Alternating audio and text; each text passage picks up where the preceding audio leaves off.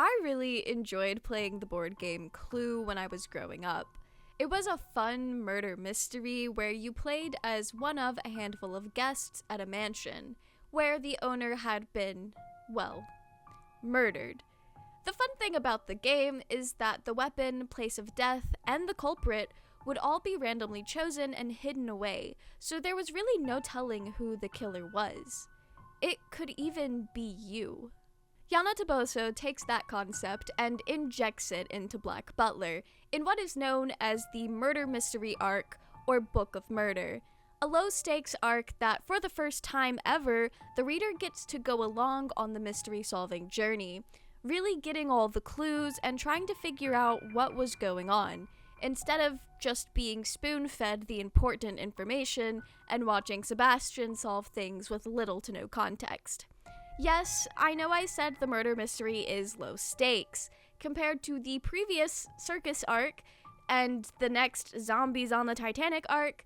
This is the laid-back breather arc, even if some characters are at risk of dying or being framed for murder. Black Butler's just one of those stories. Hi, my name is Mel, and you're watching the Book of Murder installment of my Black Butler Deep Dives, a series of videos in which I take you through the manga, story arc by story arc, chapter by chapter, and explain all of my thoughts while we go through it. It's like the Cliff Notes versions, if Cliff Notes included the ramblings of a probably autistic person whose special interest was the book you were cliffing the notes of. Anyway, are y'all ready to get into the nitty-gritty of this mystery? This is, alternatively, the story arc in which Ciel invites the author of Sherlock Holmes to a party because he's a huge fan. Anyway, why is Ciel, our antisocial king, even hosting a party at his house to begin with?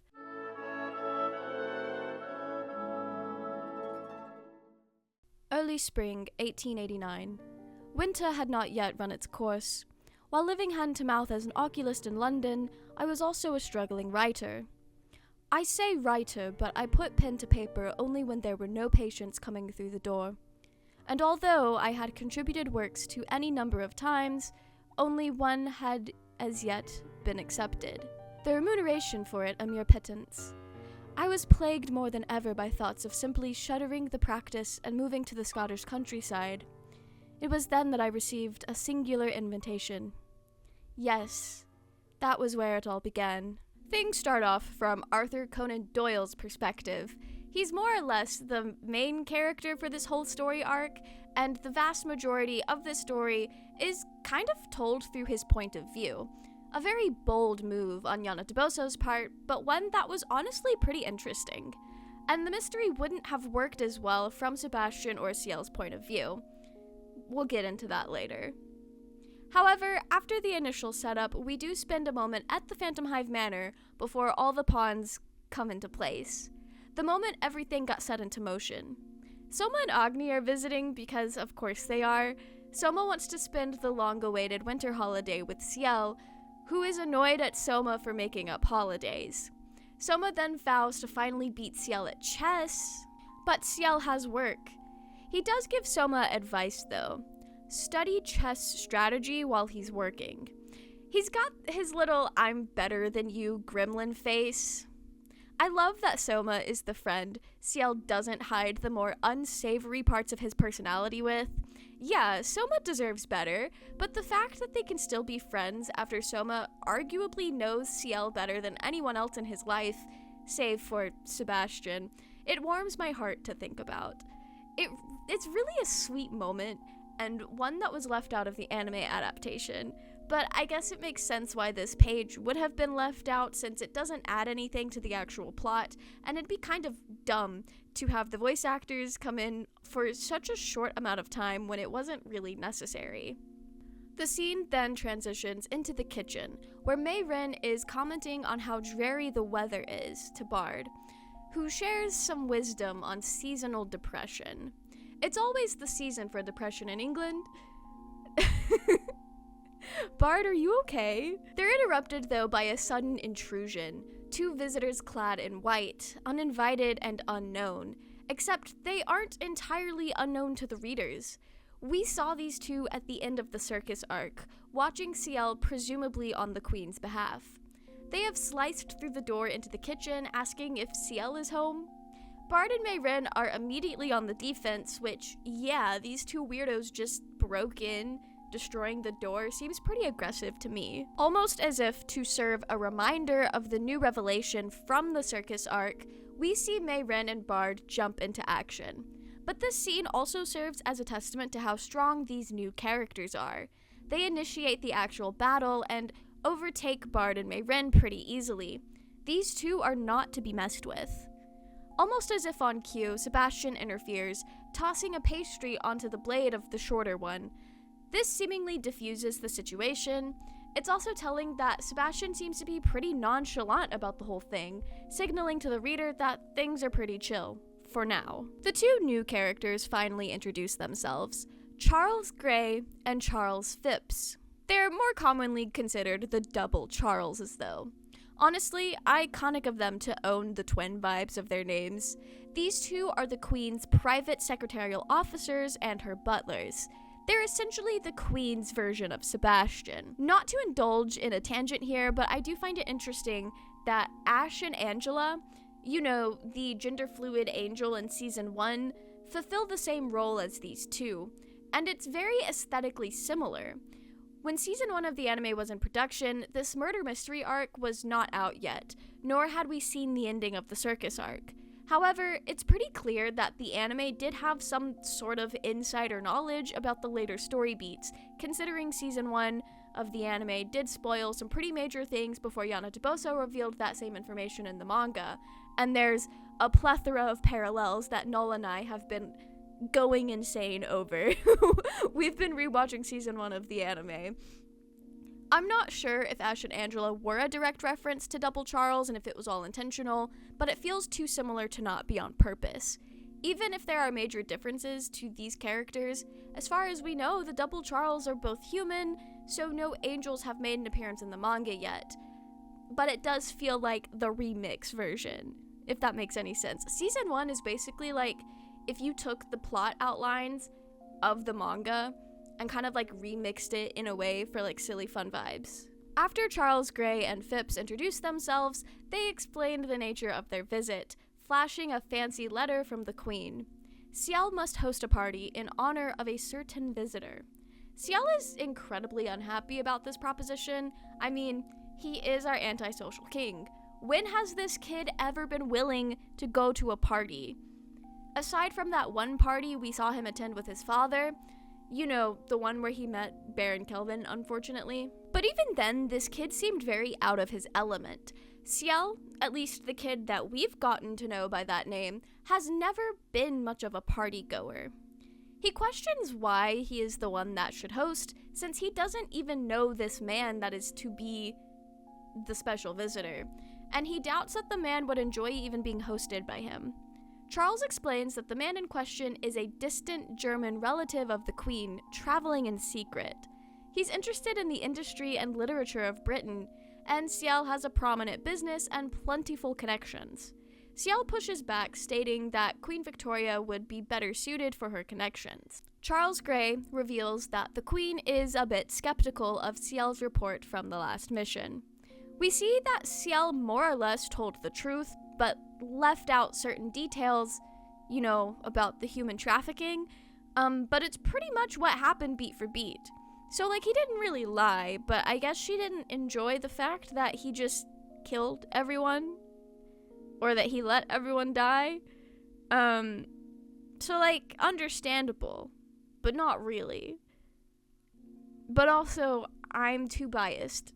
Gray then challenges Ciel, mentioning that this party would be a good opportunity for Ciel to gain the Queen's trust back.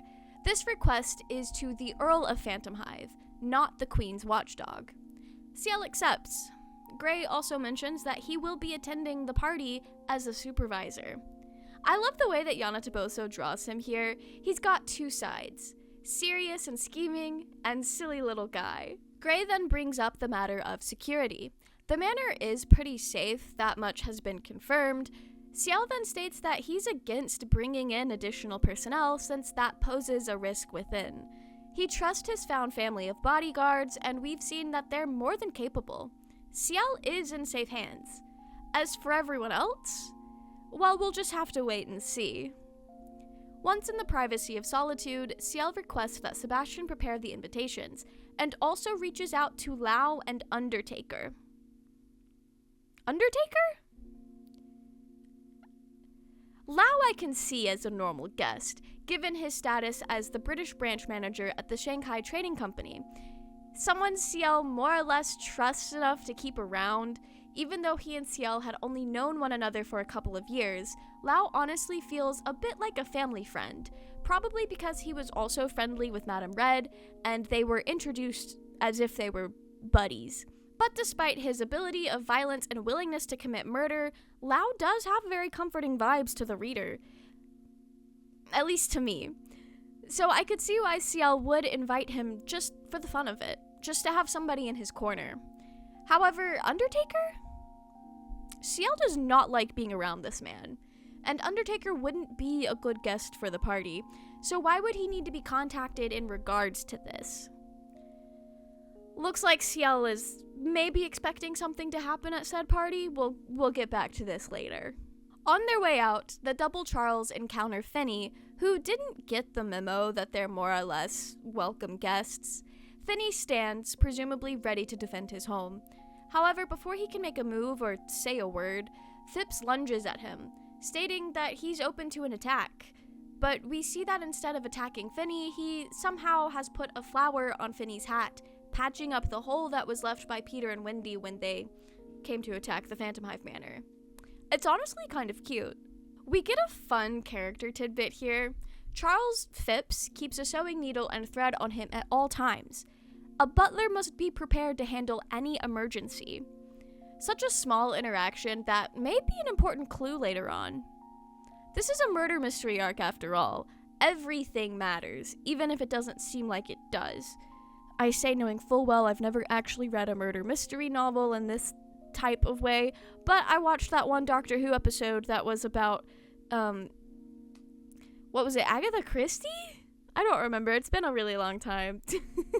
The story then returns to Arthur Conan Doyle, as he arrives at the Phantom Hive Manor. There's a bit of a retrospective narration going on here. Whatever happened at that party Ciel hosted changed Arthur's life forever. It's been years since that party, and Arthur Conan Doyle is finally able to pick up his pen again, ready to recount the events at the Phantom Hive Manor all those years ago. The grisly events that came to pass on that dark and stormy night. The chapter ends on Sebastian, laid out and covered in blood, presumably murdered. It's a great way to end a chapter to ensure the readers will be anxiously awaiting the next one. Oh boy.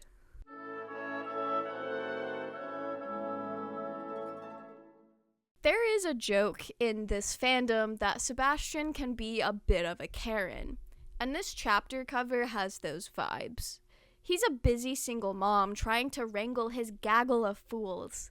He's an inconvenienced customer asserting his entitlement to the poor customer service rep on the phone, who quite frankly can't do anything about whatever issue Sebastian is complaining about.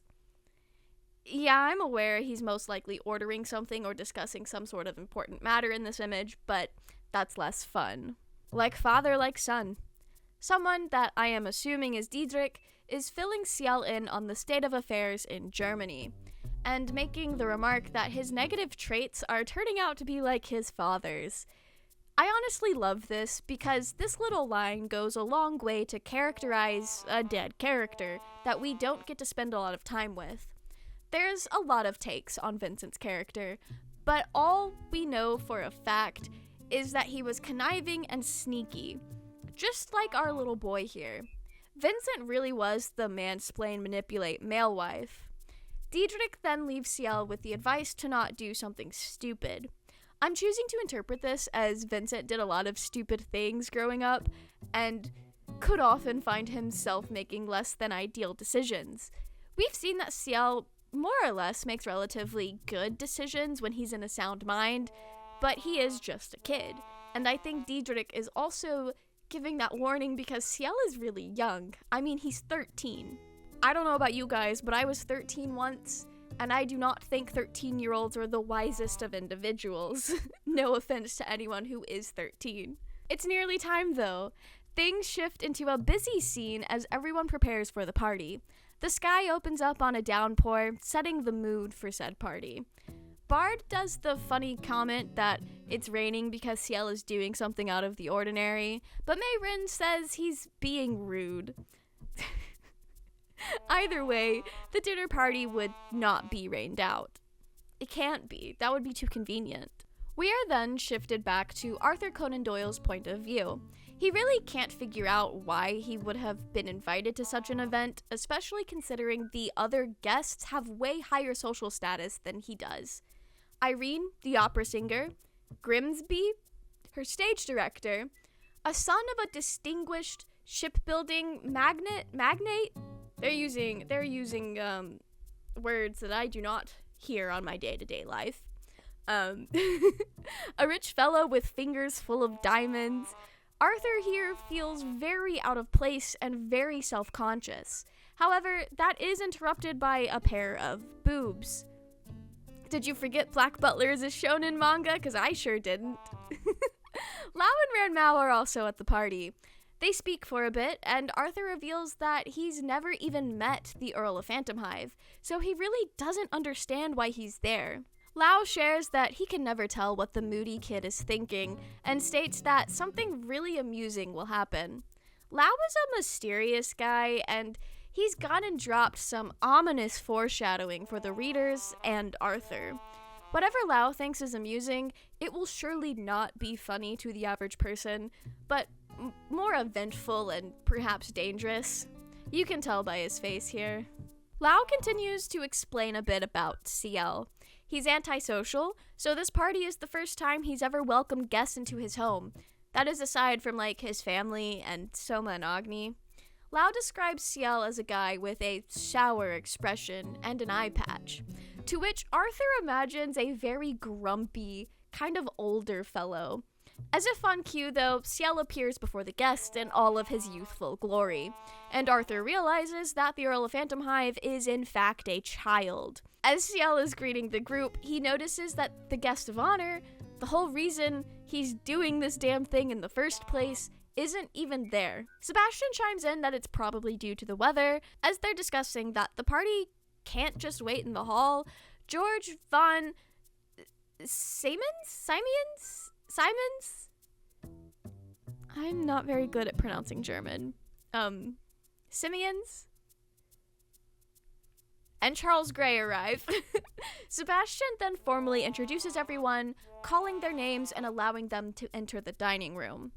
The scene then shifts into the party, where the readers get a formal introduction to the characters, while also getting glimpses of what they're like and how they interact with the other guests. So, who are all of our players? George von Simons, the Queen's relative and an honorary board member at Baumberger Bank. He's a bit too eager and handsy with the women present after getting drunk.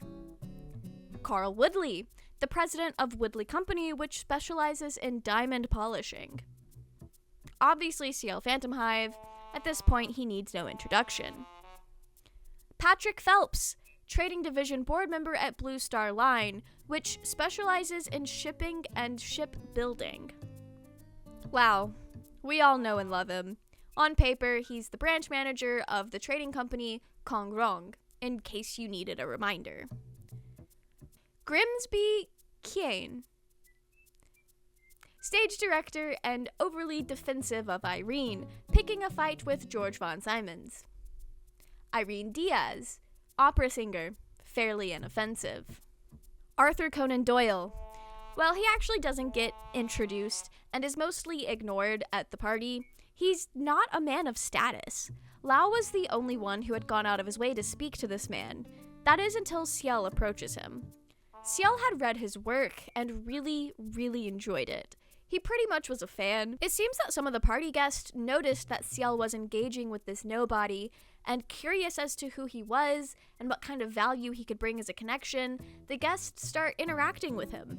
Grimsby approaches, butting himself into their conversation, relating with the fact that even in his industry, there were already established names producing subpar, even rubbish work. They speak for a bit, until the party is interrupted by Irene yelling for George to stop touching her, to which he responds that it's her fault for dressing the way she's dressed?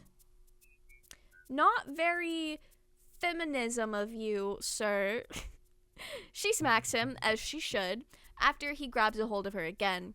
George is upset and goes to throw his drink on her, but Ciel steps in, an attempt to diffuse the situation. However, it doesn't work. Grimsby, now aware as to what's going on, steps up, angry and ready to defend Irene. He throws a bottle, but Sebastian catches it before it can make contact with George. In a show of dexterity and grace, he takes the bottle and pours a fancy waterfall wine. It fills the top cup and trickles down to fill the rest. This causes a distraction that does diffuse this contention from before. Now everyone takes part in a drink, because when you've got a room full of angry adults, that is... I can't even make a joke. It works, though, it works. In this context. As Sebastian helps Ciel dry off, they proceed to talk shit in French, something that Arthur understands. He laughs at what Ciel and Sebastian have to say about the drunken mess that George turned into. This alerts Ciel to the fact that he had been heard and understood. Ciel gestures for Arthur to keep what he heard a secret. In what can only be seen as fake vulnerability, there's no way that that wasn't staged.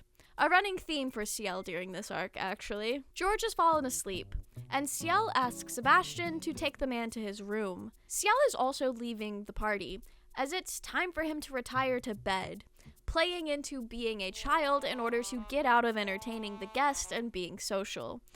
The guests seem to not mind, though, as they entertain themselves with a game of billiards. Sebastian does poke fun at Ciel being a child when it's convenient, but he's not happy to hear that. Ciel, you literally called yourself a child earlier. Get over yourself, my guy. After the guests have all retired to their rooms, we see Mei Ren incredibly distressed and upset at how George pretty much molested her at the party. Like, she's literally saying she'll never be able to get married now, and she's very upset. Bard looks angry and Finney looks concerned, but Sebastian is just ready to get the work over with.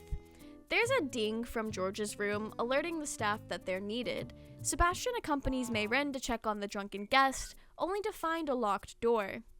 After a bit of knocking and attracting the attention of literally everyone else in the manor, Sebastian kicks the door in, revealing that George von Simons is dead. There's a dramatic bit of narration over the panels that mimic the writing style of a classic murder mystery novel. It's also written in hindsight, as if Arthur is writing this in the future, just like the start of the previous chapter. The curtain had risen on the Phantom Hive Manor murders. Throughout the later half of this chapter, Yana Toboso lingers on the reactions and facial expressions from the guests. Woodley's suspicious glances, Grimsby's barely contained anger, Charles Gray's bored expression, or is that disdain?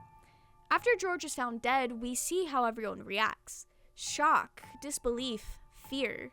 These emotions are on everyone's faces except for Charles Gray. He's just looking down with a neutral or slightly sad expression. Lau and Ranmao also seem pretty neutral, but I think that's just them. They're not very expressive normally. However, Phelps faints. He's a meek little guy, honestly. We see Sebastian glance around as if he's on to something, figuring something out. Since this is a murder mystery, all of these details are actually really important.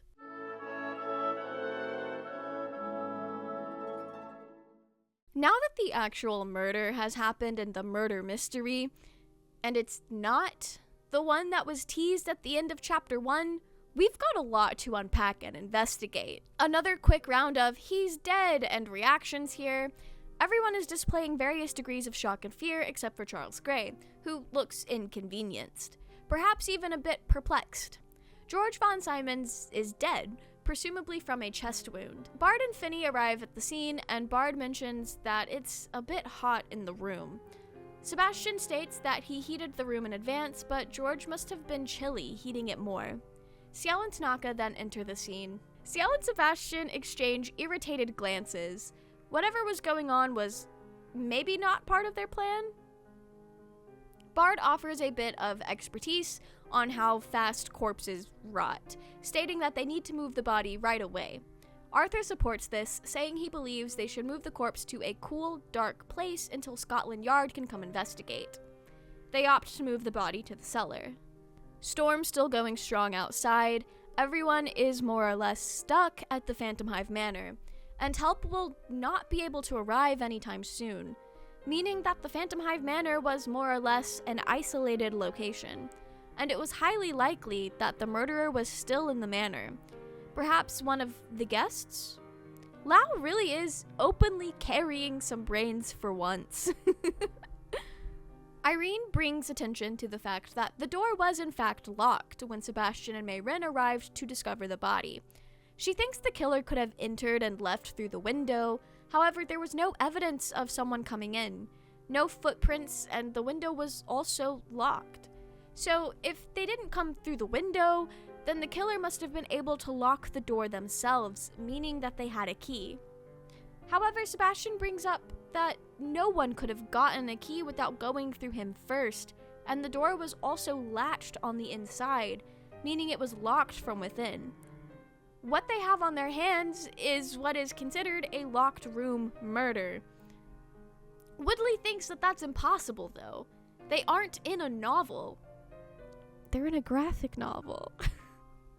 However, Ciel is adamant that such a novel would be horrible, seemingly on board with the idea, but also not. He asks for backup from Arthur, who is thinking through how it would be possible. If the killer had a needle and thread, then they'd be able to latch the door from the outside, making it appear to be a locked room murder. A tactic done again and again in novels, but is only a mere diversion in this case. Also, loving the implication that Ciel reads a lot of murder mystery novels, but I guess it makes sense, since he's canonically a Sherlock Holmes fan. Good for him. Now that everyone has essentially been accused of murder, the guests all begin to point fingers at one another, and stating their alibis. Most of the guests were in the billiards room together, and Lau, Renmao, and Woodley were drinking wine together in the lounge. Each of the servants were all working together, which is true, but I feel like that shouldn't have cleared them for the murder since they're all comrades, and it'd be easy to hide if a servant had done it. But these people don't know the Phantom Hive servants are bodyguards capable of wild things, so that probably wasn't on anyone's mind. That only leaves Ciel, who was alone in his bedroom, presumably sleeping. But no one can verify that, meaning he's the only one who could have committed the murder. But did he? Lau is the one to question what Ciel was doing during the time of the murder. The look on Ciel's face tells the whole story here. Lau knows Ciel did not kill George, and if he did, it would have been a necessary evil. Lau has witnessed firsthand where Ciel wouldn't turn to murder when it wasn't necessary. Lau here is pressing Ciel's buttons, causing problems and tossing blame around for fun. And Ciel knows that. Lau is just a silly guy, huh? After Ciel more or less confirms that he has no alibi, he states that he had no reason to kill. Charles Gray gives him an amused look. Lau starts to speculate that Ciel could have had a hidden motive, one that no one would have been able to know, insinuating that his business may not have been doing all that well. Ciel is pretty annoyed at this, but Finney steps up to defend him. Finney is so good of heart, and he can see that Ciel, despite his cruelty, has a kind heart as well. Don't at me on this, Ciel is a kind, big-hearted fella. He'd never murder someone. At least not without good reason. Ciel assures him that it's fine, though. Charles Gray then speaks up, stating he wants a guarantee that they can all leave the manor alive. They're at mercy of the killer. What would happen if the guests were all murdered?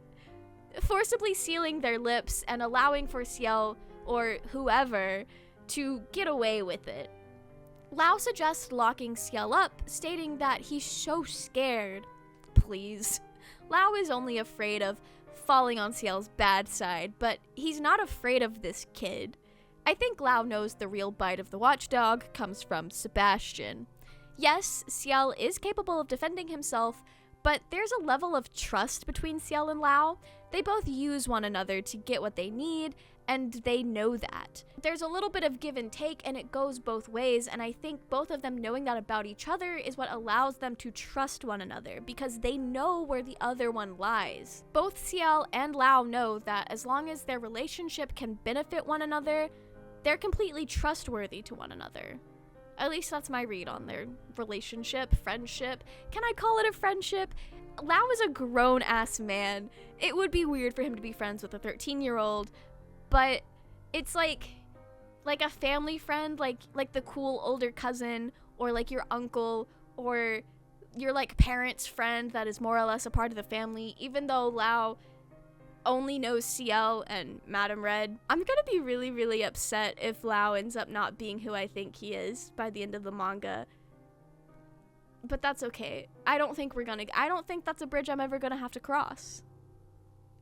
I'm setting myself up for failure, putting this out there so publicly. Yana Toboso, I only ask one thing of you. Ciel plays along, though, willing to go with whatever the plan is in order to keep the peace, or at least make things easy. It's determined that one of the guests should keep an eye on Ciel, since it can't be trusted that his servants would not let him get away. It's also determined that Ciel can't stay in his room, since it may have a hidden exit. So after a process of elimination, Arthur gets stuck with babysitting duty. Charles Gray also conveniently has handcuffs in his carriage. I wonder what that's about. Chained together, Arthur and Ciel get ready for bed.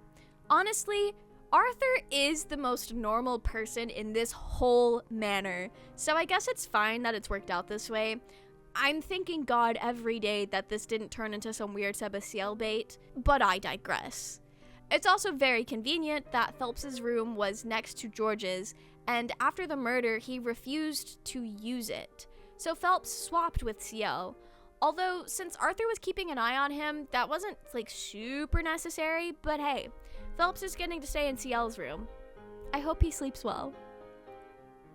Now tucked in for bed, Ciel seemingly teases Arthur. It's a bit hard for me to get a read on what Ciel's deal is here. He seems comfortable, very comfortable around Arthur, and is willing to make polite conversation despite the circumstances. It almost feels like he's kind of toying with Arthur a bit, but I also know that he has a little bit of respect for Arthur, at least as a creator, a writer. So I think Ciel's just being a little weirdo and trying to flex on somebody he really likes and respects for some sort of personal satisfaction. I don't know. I really don't know what this. It almost feels out of character, and part of me wants to say he would never do this.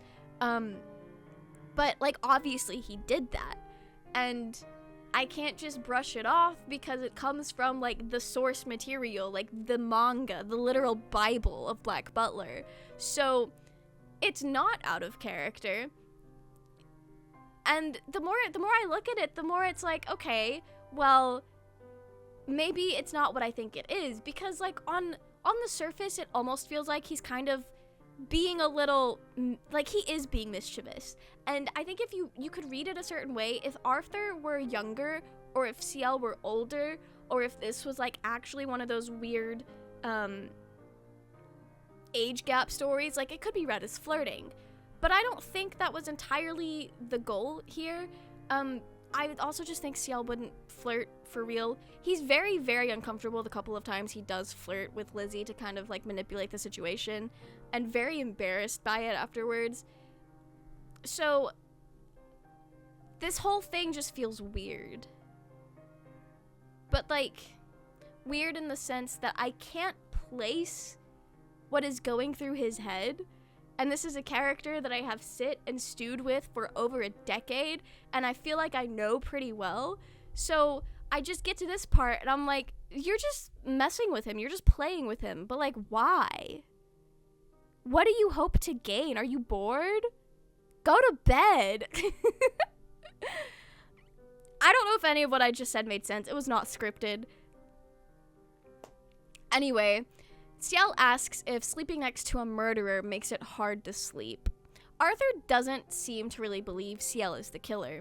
There's a small moment of Arthur being concerned about Ciel's eye patch, since he is an eye doctor, so he kind of knows what he's talking about. Arthur states that the eye will heal better if Ciel lets it air out at night, but we all know there's no actual injury under the patch, just the mark of a demon. Something Ciel keeps hidden to keep his cover. Ciel explains that it's an injury he got when he lost his family, and Arthur drops the issue. There's a cute moment where Arthur essentially treats Ciel as he would his younger brother, going to comfort him as he talks about not having any family. Ciel isn't mad though, and he seems almost pleased. I wonder what that's about. Are you perhaps missing the times of having an older sibling? A sibling that would comfort you and care about you? Are you missing that sibling dynamic, Ciel? Huh? Are you? We move on to see Sebastian. Ciel had told him to make sure that there was enough coke to keep the fires going through the night. He's investigating the fire in George's room, and he seems to find something. But before he can tell the reader, he's attacked from behind. Somebody's trying to cover up what Sebastian may have found.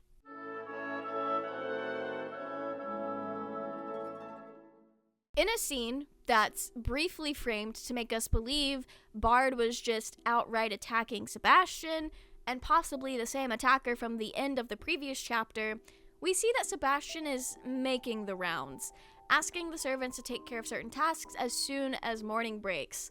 Keep in mind, he is doing this at like 3 a.m. So, he has predicted a late breakfast, and has prepared a detailed menu and instructions for the next 3 days. Finny will be stuck inside due to the storm, so he's to take over tending to the fireplaces. And finally, he entrusts a messenger bird to Mayrin, prompting her to let it out first thing in the morning. Mayrin's character, more so early on in the series, has this little quirk of being attracted to Sebastian. It's something that is only brought up for comedic effect, and that's utilized here. She's silly goofy, and before Sebastian lets her know what he was really there for, she makes some pretty wild assumptions about why he could possibly be at her door at such a late hour, even asking outright if he was there to sneak into her bed. I do think this is an interesting aspect of her character that, while I may not be the biggest fan of, it's wild to see how the fandom ignores it. She's never seen as the woman who gets in the way of the yaoi like other female characters who are shown to have ties to one half of a yaoi ship. Lizzie, I'm talking about Lizzie. It could be because we only ever see Sebastian treat her like a coworker and nothing more, with very, very slight moments of teasing. It's clear he's not into her. In fact, he's very frustrated with her on the day-to-day. But that dynamic does not stop fans of other series from hating female characters who like one part of their yaoi ship. Very glad Mayrin rose above all of that. It could also be the fact that we get to see her for more than a ditzy maid pretty early on in the series. We saw in the previous arc that she was pretty badass, and it's established in the first season of the anime that she's got this badassery. So that tends to overshadow her more annoying traits in the fandom. However, Lizzie, who is equally as badass, doesn't get that same grace. Or she didn't until recently. It depends on what circles you run in, I guess. This could be because many of us got into Black Butler through the anime, and the first season of the anime is not very kind to Lizzie's character, making her nothing more than an annoying and selfish damsel in distress. Her more action-based skills aren't revealed until a bit later in the manga, so I think it's safe to say that most of the fanbase had already gained this bias against Lizzie long before we ever got to see more of her character, whereas Mei Rin, no one really developed a bias against her because we got to know the depth of her character a little bit sooner than Lizzie. I don't know, that's my thoughts at least. After the servants get their tasks for the next day, we move back to Arthur's perspective.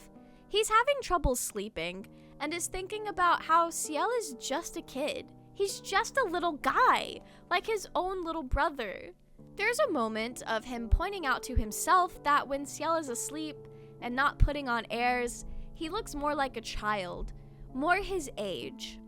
It's moments like this where people say that Arthur has adopted Ciel, becoming one of the many father figures this child has collected over the course of the series. However, let me offer you a counterpoint. Arthur is not dad-coded. He's older sibling-coded. Like your mom had a child when you were a teenager and that's now your little brother. That's Arthur and Ciel. He's not looking at Ciel as if Ciel could be his own child. He's seeing Ciel like he sees his little brother, his real-life little brother. Arthur is likely in his 20s, but we don't know for certain how old he is. He's pretty young, though. I feel like that's safe to assume. Arthur's thoughts are then interrupted by Sebastian, who's agreeing with him on how small Ciel is. Ciel is also awake by now, ready to take his favorite comfort pillow. Sebastian teases him, asking if he needs a lullaby as well. Ciel becomes very, very defensive, like he usually does when Sebastian's teasing him for being a child, but right now, Sebastian's teasing him in front of this cool adult author that Ciel really likes. When I say cool adult author, I mean the author is an adult. You guys know what I mean. We all know what we're talking about here. Ciel then immediately knocks out on his favorite pillow, falling asleep so fast that it's actually enraging to me personally, a person who regularly takes an hour or more to actually fall asleep. Sebastian then apologizes to Arthur for the inconvenience. However, Arthur is pretty chill. He's very sympathetic towards Ciel and his situation. It's at this moment Arthur becomes my self-insert character. Ciel is just a little guy in over his head trying to be an adult at 13 years old. And that's true. The funny thing about getting older is you realize just how young teenagers are. And Arthur is definitely in that age bracket where he's realizing that teenagers are like babies, essentially. Sorry to any young teens watching this. I am old, and you are all children to me. Anyway, Arthur confirms that he thinks Ciel is just a little guy who would never murder someone. And despite having canonical evidence that that is not true, I think he's right. Hear me out. Our little guy Ciel would never murder in cold blood, and I think that's an important distinction. Every time we see him kill or intend to kill or have Sebastian kill in his place, it was done in very, very extreme circumstances. Self-defense, extreme distress. I think Ciel's cold-blooded tendencies are nothing more than a mask that he puts on to protect himself in this dark world that he's living in. Ciel would not kill someone without good reason. He's usually justified in his cruel actions, and I promise I will find a way to not eat these words when we talk about the Weston arc. Arthur's read on Ciel is not wrong. Everything Ciel does is to protect himself and to get his job done, which I think in turn is also protecting himself. Yes, it was his decision to return to the Phantom Hive earldom, taking on the role of the watchdog. But he did that to achieve his revenge, something he decided on when he was at his most distressed. Tied to a demon, meaning pursuing that revenge is, in a way, self-preservation, at least until the fulfillment of the contract. And now that he works for the Queen, I believe that if he were to ever abandon that cruelty that allows him to get the job done, he would be in grave danger. Enemies, people looking to take advantage of him, and even the Queen. I don't think Queen Victoria would be above harming him to get what she wants. I mean, she willingly lets this child experience the horrors on her behalf all the time, and if she wasn't above playing with Ciel's life to send a message or get what she wants done, this story arc quite literally would not exist. More on that later. Okay. I'm sorry. I am Ciel's defense lawyer, so I had to. Anyway, Sebastian leaves Ciel in Arthur's care, stating that it's very fortunate that he's the one who's watching over him. And he's right. Arthur is like the only one at the party who sees Ciel as nothing more than a kid. He's not here to take advantage of anything. He's just a simple, honest guy. Arthur is trustworthy. The readers and Sebastian can trust Arthur. And I know I was saying earlier how trustworthy Lau is, but we do see sometimes that Lau is not the best at respecting boundaries.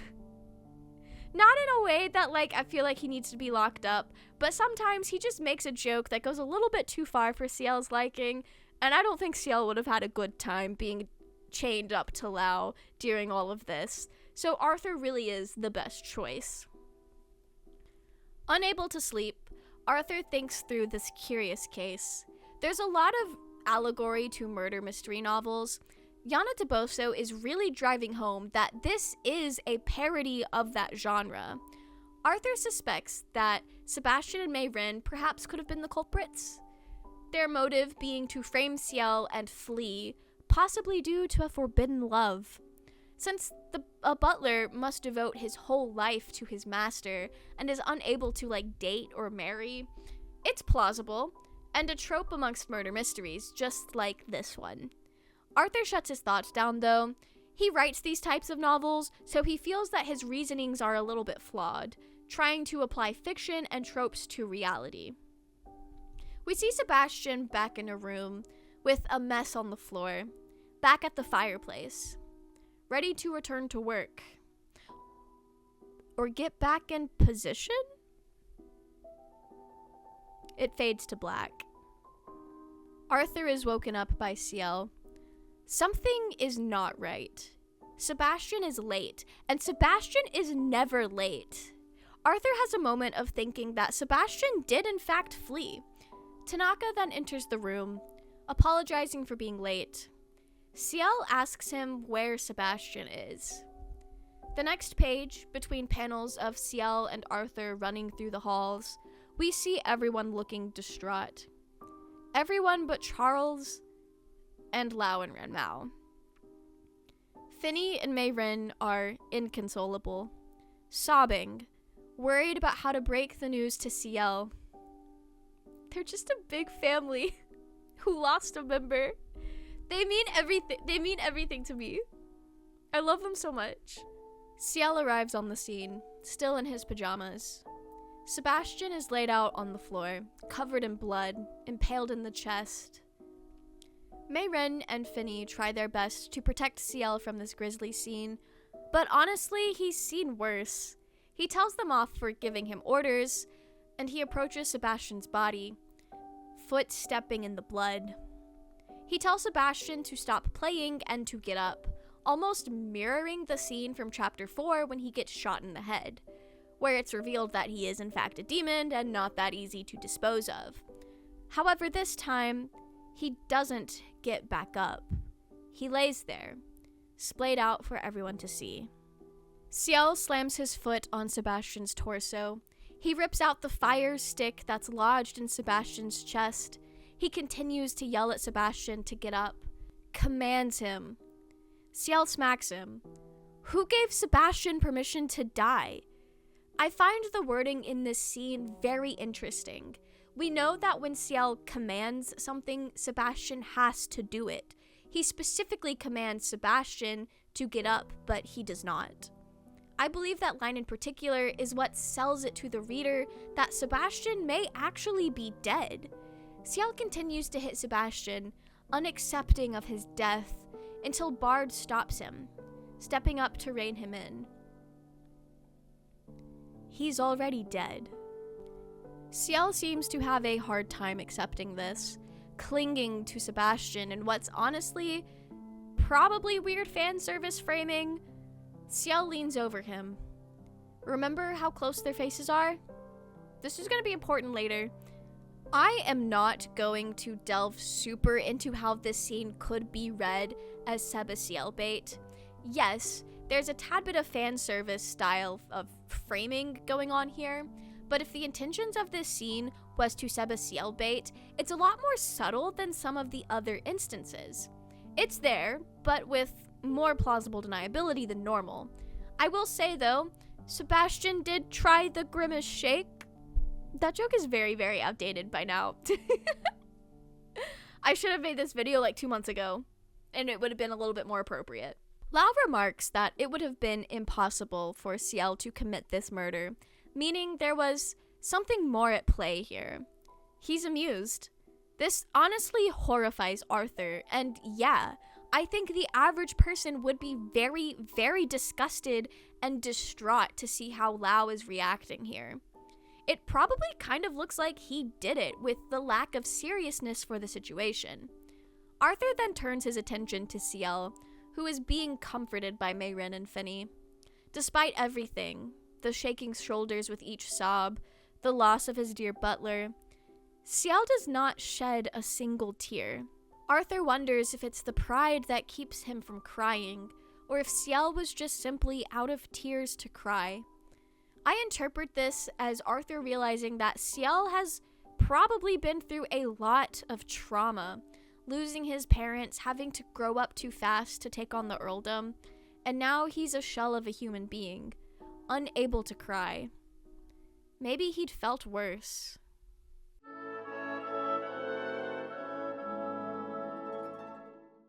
We open on Prince Soma sitting in a window at the townhouse, watching the rain. He's feeling gloomy. He and Agni talk about how it rains way more in England than it does in Bengal. The sun has not graced them with its presence in a while, so the protection that they get from the Hindu sun god Vishnu is weakened. He feels a bit of dread. It's that seasonal depression, my guy. It's mentioned that they were put out because Ciel was having guests, referencing their presence at the manor at the start of this arc. Soma is worried for Ciel though. Agni assures him that everything will be fine, especially since Ciel has Sebastian by his side. A bit of dramatic irony here, don't you think? Or is it perhaps something more? Maybe a hint of some sorts? Arthur is inspecting Sebastian's corpse. There are signs of trauma to the head, indicating that Sebastian had been struck from behind while stoking the fire. However, when he was found, he was stabbed in the front. Arthur decides that there were probably multiple perpetrators. During this conversation, there's a bit of focus on Charles's face, his confusion and sad eyes. Arthur continues to talk through how the attack could have been conducted. As he theorizes, Lau adds that it was clear there was no mercy or hesitation, stating that they managed to kill that Butler. Lau knows that Sebastian is kind of like a bit of a juggernaut, very hard to kill, for whatever reason that might be. Finney is incredibly upset about the topic of conversation, yelling for them to stop. It's insensitive to be discussing this in front of Ciel, especially so soon. Mayrin apologizes to the room for their rudeness, but Charles understands. He states that it's getting them nowhere. The best thing to do is to carry the corpse down to the cellar, where it'll decompose more slowly. Everyone disappears, ready for something to eat. Charles is kind of rude here, barking orders in a house that he doesn't even live in, but he's more or less Ciel's manager in regards to his duties to the queen, so maybe that's where he gets the audacity. Ciel tells the servants to go along with it though, apologizing for losing his cool. He then reinstates Tanaka as the head butler. It's a bitter scene, bathed in grief. Tanaka, someone who's been there Ciel's whole life, stepping up once again to be his caretaker. Something that not only seems to highlight Sebastian's new absence, but also reminds us of what all has been lost in the past as well. Tanaka ushers everyone to work, trying to return to a semblance of normalcy, reminding Ciel that his father wouldn't have lost his composure over the death of a mere servant. But I think it's just empty words. Words that Tanaka is telling Ciel as some strange form of comfort or strength or some sort of motivation to just keep going. A bit of a skip forward, everyone is now sitting around the dining table. In the world's most awkward group meal time of all, Charles is the only one who's eagerly eating like normal.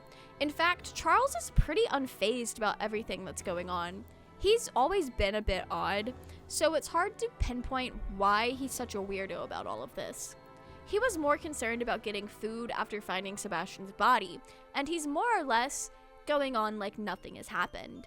Irene states that she does not have an appetite after all this. Charles asks if he can have the food that would go to waste, and as Irene goes to give him her plate, he clarifies that he does not want her food. He was referring to the untouched plate next to her. That's the first time everyone realizes that someone else is missing. Well, it takes a little bit longer, and Ciel reminds them that Sebastian did take care of the meal prep before dying, and Sebastian would never miscount, which was the leading theory for a second. That's when they realize that Mr. Phelps is missing. Honestly, I feel so sorry for him. Everyone forgot he was even supposed to be there because he doesn't have much of a presence. Carl Woodley laughs it off, saying he must be sleeping in. However, Arthur seems to feel that something is off. He suggests that they go check Ciel's bedroom, where Phelps ended up sleeping the night before. They all go check, only to find that Phelps was dead inside. The chapter and volume 9 ends with a bird. The same bird Mayrin was supposed to let free, setting out to deliver its letter before being pulled out of the sky? It's unclear what happens, but something does happen, and we're left with the feathers on the muddy ground, and a footstep next to it. It's a little ominous if you think about it. Also, rest in peace to Phelps. He gets brushed over so much.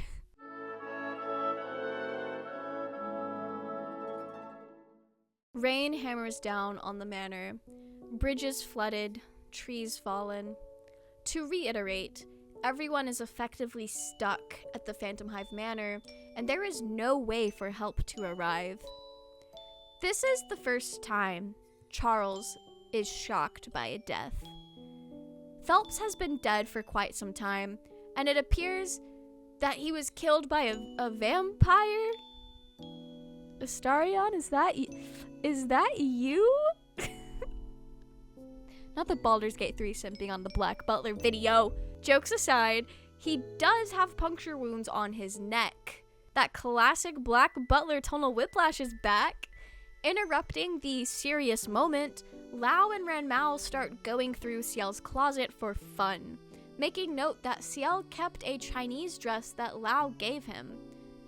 I miss the days where I thought that this was just a silly inclusion for weird fan service that's like behind the scenes and not a reference to the drama CD That Butler Fighting. I do not listen to drama CDs for a few reasons, but the biggest is that most of the ones I've ever known about are always talked about for being huge sources of fan service in a way that I'm not entirely comfortable with. I'm sorry, but I don't want to hear the voice actors sounding sus. I don't care what the actual context is. It's a little uncomfortable to listen to a drama CD where it sounds like they're having sex. Now, I'm not saying that that's what this Black Butler drama CD is, but that is what I think of when I think of drama CDs. So you could see my hesitation on seeking them out. But anyway, I have been told that Butler fighting is more or less a story about Ciel going undercover, pretending to be Ran Mao, and being put in some pretty uncomfortable situations. Disclaimer though, everything I know about this particular drama CD is secondhand information, as it was briefly described to me by a friend when talking about this scene while we were watching the Book of Murder OVA. There's a brief moment of Ciel remembering or imagining something about Lao. It could be another callback to the drama CD, or he could be imagining that Lao was the culprit for killing Phelps. I'm not entirely sure here, but given the different outfit and seeming change of location, I think it's either a callback to the drama CD or just a memory of Ciel thinking, oh yeah, Lao is capable of things. But it's most likely probably the drama CD. That would make the most sense to me. And as quick as the silly diversion came, we're back to the nitty-gritty, theorizing on what could have possibly happened to Phelps. Arthur did bring up injected poison, explaining the puncture wounds, but the theory of vampires is actually thrown around kind of seriously as well. Specifically referencing the lesbian icon Carmilla. I don't know why Ciel is familiar with Carmilla, but I guess he said gay rights. Arthur then discovers a broken clock, stuck at 2:38, meaning that Phelps likely died around 2:38 a.m. Ciel and Arthur were chained together and put to bed around 2 a.m. And at that point, Sebastian had already taken Phelps to Ciel's bedroom. Sebastian was last seen around 2:50 a.m. Here is where things get messy. Sebastian is seemingly the most likely culprit for the first 2 murders, but since he is also now dead, he can't possibly have been the imposter. We're back to the drawing board, and a win for the crewmates is looking to be a little bit more difficult than initially anticipated. Sitting around the lounge, having an emergency meeting, they all discuss what could have happened. The running theory being that Sebastian could have been working with someone to make the murders happen, but then was killed after a disagreement. Ciel then accuses Lao, since he'd have a motive, something to gain from this, and he carries a needle around. The group seems to agree that it was probably Lao, especially since he was snooping around, presumably destroying evidence. However, Lao explains that if it were him, how could he possibly orchestrate a locked room out of the dressing room? He claims that he did not vent. This Among Us bit is honestly just kind of writing itself. Lao literally says that the Chinese can't pass through vents. He literally said he did not vent. They're just playing Among Us. The group comes to the conclusion that there is just no way that one person could commit all 3 of the murders. Ciel was the only one who could have murdered Simons. Sebastian is the only one who could have murdered Phelps, and literally anyone else aside from Ciel and Arthur could have murdered Sebastian. Many in the group are rightfully upset, but Woodley feels that Ciel is the mastermind behind all of this. And honestly, that's not a far stretch. It's his house. He and his butler are the main suspects and the only ones without alibis. It would be very, very easy for another servant of his to be the 3rd killer. Despite the fact that I know none of the servants would dare kill Sebastian, from Woodley's perspective, it makes sense. Woodley then accuses Ciel of calling everyone there to get rid of them, as he is the Queen's watchdog, and Woodley knows about the Queen's watchdog. Honestly, if the others knew of Ciel's true role, it would be a very sound accusation. Woodley is ready to leave. He's done, and he will not wait around like a lamb waiting for slaughter. Ciel sternly tells him to sit back down, which prompts Woodley to attempt to punch him, which, you know what, as much as I love this child, if I was afraid for my life, and I was like, fuck this, I'm leaving, and a child was like, sit down, now, I would be like, who are you talking to right now? So Woodley, I understand where he's coming from. I get it. However, Tanaka is able to intercept. Tanaka gets a badass moment of standing up for Ciel and further establishment that Tanaka is not to be messed with either. The tone is shifting here, and Ciel is coming out on top. Sure, the readers already knew that Ciel was not to be messed with, and he was probably going to come out on top, but now the party guests know that as well. Arthur is more or less appointed the leader, since he is the only one that could not have done any of the murders.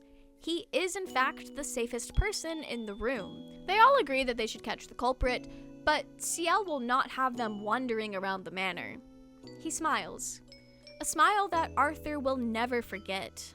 A smile that he finds a bit shocking and chilling. A smile of a little boy, delighting in a game. It was cruel, and for some reason described as beautiful. The smile of an imp descended from the devil himself.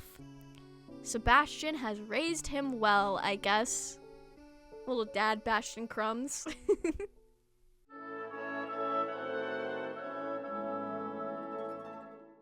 Arthur leads the group in investigating what's going on. He determined that the most important thing to figure out right now is where the key to Ciel's room was. Finding the key could potentially give them clues on who the culprit may be. So, down to inspect Sebastian's body it is. However, they must stay in groups, and Arthur doesn't want to force the ladies to be near literal dead bodies, so they split up. Arthur, Charles, Ciel, Bard, and Finney make their way down to the cellar where the bodies are being held. Charles has a cute moment of being scared of ghosts. Once they get down to the cellar, they discover that Sebastian's body is wet, which is bad because that'll speed up the decay. Finney is straight up not having a good time. I think this whole experience has been a bit traumatizing for him. The servants care a lot about one another, and they all love Sebastian as if he were family. Ciel is unusually cold towards Finney, but I get it. They do need to search the body for the sake of the investigation, and who knows? Ciel seems like the kind of person who holds their vulnerable feelings close and puts up cold walls to protect himself. Bard does seem to comfort Finney, though, because he gets it. Bard knows how hard it is to lose family and friends, comrades. Keep in mind at this moment, we do not know a lot about Bard's backstory other than the fact that he is more or less a war veteran. So all of his grief and knowledge of grief tends to come from the lens of him being a combat veteran, and that is traumatizing in and of itself. But Bard has really lost a lot in his life, a lot of people close to him. So he really, really understands what Finney's going through, and he probably is like the best at giving advice on how to deal with that. He seems like he copes in healthy ways. Maybe, I don't know. Maybe, potentially. Possibly. He seems like he had a bout of coping in unhealthy ways, but now he knows better. That's what age does to you. I keep having to remind myself that Bard is like 40 years old. I don't know why I keep thinking he's younger. The group is unable to find the key on Sebastian, so they search his room instead. Bard has a moment of realizing that Sebastian has a larger room than everyone else, and that honestly they should all have that same luxury of a solo large room because they're all head servants. They're ideally all supposed to be equals in the house servant hierarchy. But we know the reason Sebastian is treated differently is because he is a demon and probably needs the space to not blow his cover. The group searches until Ciel opens the wardrobe, letting loose a small army of cats. Because of course. Yeah, Sebastian hoards cats away in his wardrobe. Good for him. It's one of those lighthearted comedic moments to ease the tension and provide that tonal whiplash that's just classic Black Butler. Anyway, with the key nowhere to be found, it's determined that they'll have to search everyone's belongings. Charles is willing to use force since he actually has more power than the Scotland Yard, politically and like everything, his role with the Queen. While searching, Mayrin discovers that Irene is a bit older than she appears. 12 years older than Grimsby, who is like kind of her secret lover. Mayrin is very shocked, wondering how that actress has managed to look so youthful. As she is thinking about this, she discovers an odd bottle of dark red liquid in Irene's things. And yeah, she jumps to the conclusions, thinking that Irene could very well be a vampire. It's a bit silly, but in a world where demons and Grim Reapers literally exist, who's to say that a vampire could not exist in Black Butler? Who's to say? Now back to the key. It was nowhere to be found, of course. Lau suggests that it could have been thrown out the window, buried, and swept away by the storm. Finny and Mayrin volunteer to go search for it. Finny is desperate to get to the bottom of this, to understand what's going on and what happened to his family. They run out, despite Ciel trying to reason with them. Bard follows after them, trying to rein them back in. It's still March, so it's not super healthy for them to be out in the storm. And it's cold. They'll freeze to death. Finny is incredibly upset, talks about how they wouldn't even be anything without Ciel and Sebastian. Finny wouldn't be able to feel the rain on his skin.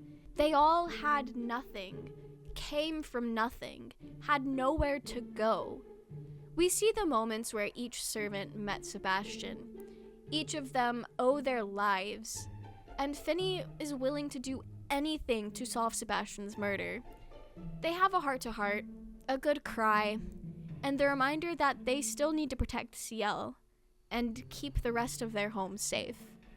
Bard reminds them that they still owe that to the Phantom Hive household. They were hired to kill, but they learned other skills along the way. It's a really bittersweet moment between the three of them, and one that really shows just how close they are. Bard points out that Sebastian went through the effort to teach them everything he did so that they could continue to protect Ciel in the event that Sebastian couldn't. He didn't have to go out of his way to teach them how to be functional adults, able to do their on-paper jobs. He didn't have to do that, but he did. And Bard thinks that's because Sebastian needed them to step up when he couldn't. And so they all still have work to do. Tanaka approaches with an umbrella, shielding these three from the rain. The servants care so much for one another, and even Tanaka is concerned for their well-being. However, the moment is cut short. They are running out of food. Charles Gray is literally eating them out of house and home. This guy is like a bottomless pit. There's a moment where Mayrin wishes that Sebastian were there, but Tanaka reminds them that they don't have to depend on him. It goes without saying that a Phantom Hive servant can overcome such a crisis. I do really love the way that Yana Toboso is portraying their collective grief. The way that we're seeing each person is saddened and affected by Sebastian's death, but they handle it in different ways. It's so good. It's so good.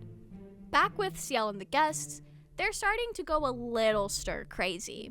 Grimsby offers to grab the playing cards he brought from his room, but it starts an argument about moving as a group, and more theorizing on who the killer could be. It's mentioned that someone could be hiding outside to avoid being caught, but that is quickly dismissed since it wasn't possible for someone who was lurking outside to commit the locked room murders. Lau suggests a secret 13th person who could make the impossible possible. And as if right on cue, someone knocks on the door where the servants are. A 13th person who ought not exist.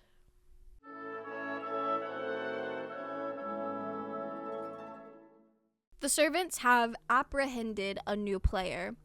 Wow, a man we've never seen before. Everyone is shocked, including Ciel. By all means, this new fellow is incredibly suspicious. However, when asked for his name, Ciel says it's been a while and calls him Jeremy. I have thoughts on this that we'll circle back to later. Woodley is still very suspicious despite Ciel claiming that this new person is a popular advisor at a local church.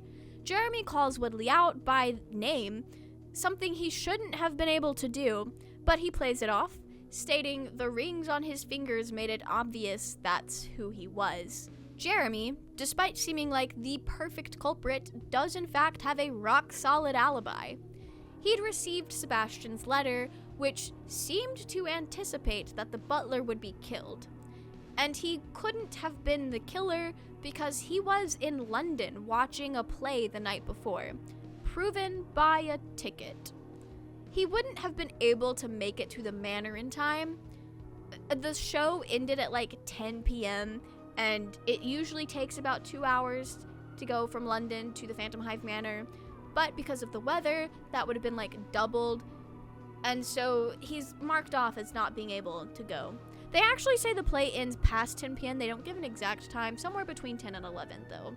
But either way, due to that and the weather, he would have not been able to make it before 3 a.m. supposedly. There is a bit of question of how he got there in the first place, and after a bit of monologuing about endless possibilities, Jeremy starts to reiterate there's only one fact. Arthur pipes up, stating that the fact would be that Jeremy couldn't have committed the murders. Jeremy then proceeds to just know too much about Arthur, stating he could tell based on his clothes and mannerisms. We then get to see what Sherlock Holmes would be like if written by Yana Toboso, as Jeremy begins to pick apart Arthur, his calluses and the ink on his sleeve, not to mention the notes he's taken on the inside of his sleeves for story ideas. Fully cleared of any suspicion, Jeremy is then caught up on what's been going on, and assumes a bit of leadership. Jeremy asks to see the bodies, but then requests that each body is separated into their own room, so that he can smell them. The scent of the case or whatever, Jeremy is a little weirdo. He then asks to change clothes, and Ciel offers Sebastian's clothing to him, stating that his father's clothes would likely be too small. So that's like confirmation that Vincent probably wasn't like a very tall man, or maybe not as broad as. Either way, Sebastian is bigger than Vincent. I don't know why that's important, but it's not important at all. I just like piecing together all that I can about Vincent because I think he's neat. While Finney, Bard, and Mayren go to move the bodies, they're discussing this new guy. Bard does not trust him, but Finney thinks that things will be okay. He can't explain why, but he believes that Jeremy is very trustworthy. He's picking up a vibe. Bard tells him that he's too trusting and he'll get burned one day. Honestly, solid advice. Mayren seconds this, and once the bodies are moved, it's time to inspect them in the order that they were murdered. I do think Finney being very, very trusting of Jeremy is probably a hint at something. I'm sure everyone watching this video knows exactly what I'm talking about, but for the sake of building up an air of mystery, I am not going to outright say it. We'll get there when we get there. But I do think that's a very, very subtle hint, because Finney seems like the kind of guy who, we know he was more or less a lab rat for most of his life, so he doesn't have a lot of social experience, but he feels like he can read people, kind of like how animals get good reads on people, or like babies or autistic people. And I could see Finney being able to get a read on people and knowing if somebody is trustworthy. And I think he's looking at Jeremy, and Jeremy has a familiar presence. Jeremy reminds him of somebody that he loves and trusts. So in turn, he feels that he can trust Jeremy. And that feels like a hint at something that will get revealed in just like a couple more chapters. We'll put a pin on that.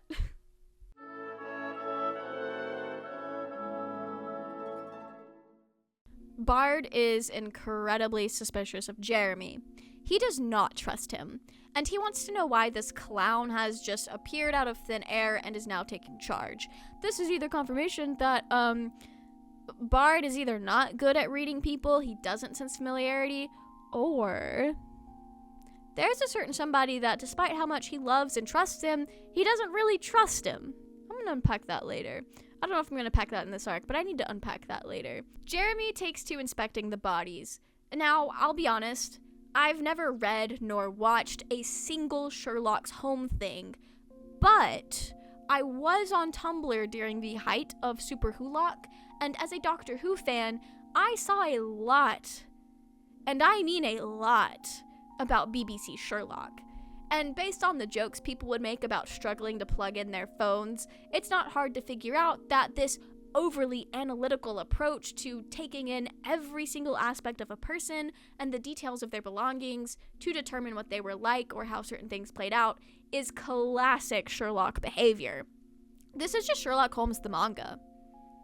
After inspecting the first two bodies, all but Sebastian's, Jeremy asks to see the room Phelps died in. However, on their way to the room, Jeremy seemingly disappears for a moment or has fallen behind the group. Anyway, once in Ciel's room, Jeremy determines that there were multiple villains. He then concocts a plan to catch Phelps' killer, something he has determined to be the most important. But we won't get to hear the details of said plan until later. It's now time to inspect Sebastian's body. Ciel reacts very negatively to being around Sebastian's body, distracting Arthur and Charles. But Charles is a bit suspicious, bringing up the fact that not too long ago, Ciel literally did not care about stripping down the corpse in search of the key. Jeremy spends hardly any time at all inspecting Sebastian's body, claiming it was really quite simple. It was quite simple, really. Charles is pretty suspicious of all this, and after they leave the room where Sebastian's body is, he rushes back to verify that the corpse was in fact Sebastian, and that he is in fact dead. Charles is having his doubts, but it's impossible, right? It would be impossible, right? Well, the servants are still trying to figure out how to feed the guests with pretty much no food. But no worries, because Jeremy is here to save the day, conveniently. They then make a filling vegan meal, or maybe it's just vegetarian, I don't know what all they put in it. But they used beans to make soy meat, and also using fennel to control people's appetite. Is this guy starting to sound like somebody else we know in the series? Being able to just conveniently pull stuff out of thin air, just like knows everything and can fix any problem with this abundance of knowledge. Yeah, it's blatantly obvious at this point who Jeremy really is. While discussing dinner prep, May Rin remembers what she saw in Irene's things and tells the group about her find. Jeremy seems certain he knows what that liquid could have been, but he says he'll share the details later. They've got dinner to make. At the dinner table, Charles is stuffed after eating at least 34 servings. Yes, I counted. I don't know if there are more plates out of frame or not, but there are 34 plates in the frame. And I have reason to believe he could have eaten more. Maybe 35. They're stacked to the sides. Maybe he has another one in the middle. He ate at least 34. That's a lot. That is a wild amount of food. And it seems that no one knew the difference between actual beef and soy meat, so that's a slay for the Phantom Hive household. And now that everyone has eaten, it's time for Jeremy to finally share his thoughts. And of course, in classic Black Butler fan service that makes me incredibly exhausted, the big reveal is that Ciel needs to take his clothes off. He's so shocked he dropped his food. And me too, but also not me too. I'm exhausted. Black Butler is so hard to defend sometimes. We see Ciel hiding somewhere dark. Charles, Arthur, and Jeremy are sitting by the door in a dark room.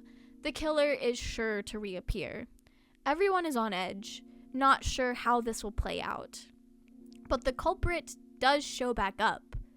Charles lunges to kill him, but Jeremy stops him, stating that he is the precious witness.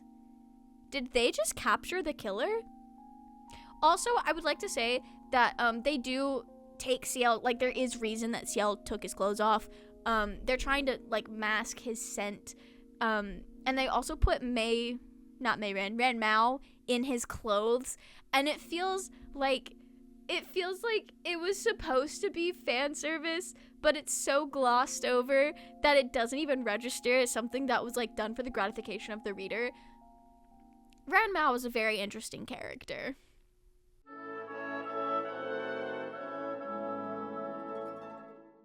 We'll have to wait a moment or two to find out who or what the killer was. First things first, we've got to catch up with CL and the rest of the gang. I do find it absolutely adorable that the servants are just gathered around him, holding like weapons and just ready to defend. They're just like me for real, for real. Also, he looks extra small in that coat there. I'm assuming it's Jeremy's or Sebastian's, although the distinction doesn't really matter. Arthur, Charles, and Jeremy join back up with the group, with the killer in hand. Surprise, surprise! It's a snake. Interesting. Who do we know that has ties with snakes? The snake was likely trained to go after CL's scent, so this all sounds like a planned assassin. The snake itself is a black mamba, a species from South Africa, which is a detail that is used in accusing Woodley. Anyway, small Ranmao fan service. I do think she's a really interesting character because in all of her depictions, she's presented a bit like an object, but her actual personality is just vibes. She's here to have a good time, and while the series and Lao sexualize her, Ranmao does not act like your usual fan service character. She's not upset by her objectification, but she doesn't lean into it either. Honestly, she hardly acknowledges it. My friend Noel pointed out that Ranmao is kind of like a cat in her behavior, a bit aloof and in her own world, but also very playful. She's also designed a bit like a cat girl, just without the obvious furry-esque traits. Her hair buns are reminiscent of cat ears. Ranmao is literally just existing, and I think despite her being physically and like visually sexualized and like put up on this fan service pedestal, her personality doesn't match with it. So while it is very obviously fan service, she doesn't feel like fan service in the same way that any other female character being treated like this in a manga is seen. She's very like, it's like you take the character of somebody who is never seen as a sex object and you take their personality and you put it on a sex object, but you don't acknowledge that you did that, and that is Ranmao. And I think that's really interesting. Back to the actual plot, though, all the details line up pretty conveniently to point at Woodley. The ties to Africa, the ability to bribe and smuggle in a snake that wouldn't have normally been allowed to be brought over. Jeremy also has details that causes Woodley's alibi to fall apart, suggesting that George wasn't dead at all when he was discovered, instead having drunk a potion that made him appear dead, explaining that the scent of the sea he smelled on the body earlier when he was sniffing the bodies like a weirdo was from this alleged potion. The theory keeps going, though, and it's decided that Sebastian was killed because he found the evidence of a potion while tending to the fire. Woodley insists that he is innocent, but the evidence is found in his own fireplace. It's all lined up so perfectly and simply. Also, why is Jeremy able to piece the broken glass back together so perfectly and quickly? Anyway, the revelation that Woodley is the killer is widely accepted, and Arthur is incredibly disappointed that he would try to frame a child. But it was for diamonds. Maybe? That's the motive that they come up with, at least. Phantom was going into business with Woodley's competitor, so the motive for framing Ciel did line up. It's all business. And the motive for killing Ciel with the snake, it's all business. Woodley, though, is still insisting that he's innocent and being framed by Ciel. Charles does not let him finish accusing the Queen's watchdog, though. He locks Woodley up in chains and takes him away. Oh, and it's also explained that Irene's strange liquid is an anti-aging serum using red beryllia. A very simple and unrelated explanation, just the narrative trying to give the reader a red herring so that more people were viable suspects. It's a very, very common detail in murder mysteries from what I've gathered. I also love the detail that once the case was solved, the weather cleared up. Everyone was able to go home the next day, but Arthur isn't satisfied. He feels that there's something amiss. Things don't entirely add up. His worries are validated, though, when Jeremy speaks French to him, much like Ciel and Sebastian spoke French at the start of this whole thing. He thanks Arthur for taking care of the young master, something that Sebastian would very much say, and a reference to Sebastian asking Arthur to take care of Ciel earlier on. How could Jeremy be Sebastian, though, if he himself had verified Sebastian was dead? Arthur figured it out, but it didn't make sense. It didn't make sense, but it did make sense.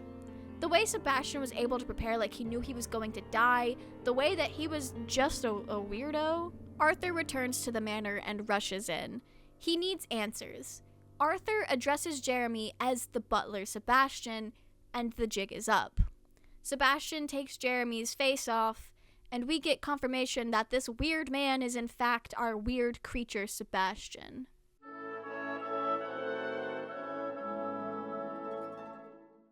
Now that we know that Jeremy wasn't as he seemed, or exactly what he seemed if you're like Arthur and picking up on all of the hints, it's time for Sebastian to monologue. He's got to explain the real facts of the case because just like Jeremy, this murder mystery wasn't entirely what it seemed. Ciel confirms that Arthur's suspicions were in fact real and true. Things were not as they seemed, and Woodley wasn't the culprit of this case, but he wasn't an innocent man either, and deserved to be framed and locked away. Okay, I'm going to be honest. We're going to speed through this part of the story arc because I think it's funny to hate on Sebastian and ignore him. But also, it's just everything we've seen so far in a slightly different context, and that's far better experienced firsthand and not explained in these over-glorified plot summary videos. Alright? Okay, so Sebastian starts off by flirting with Arthur. Okay, jokes aside, this whole exchange is funny because it's so easy to find some kind of tension between the two. Arthur explains that he found both Jeremy and Sebastian unsettling and too perfect.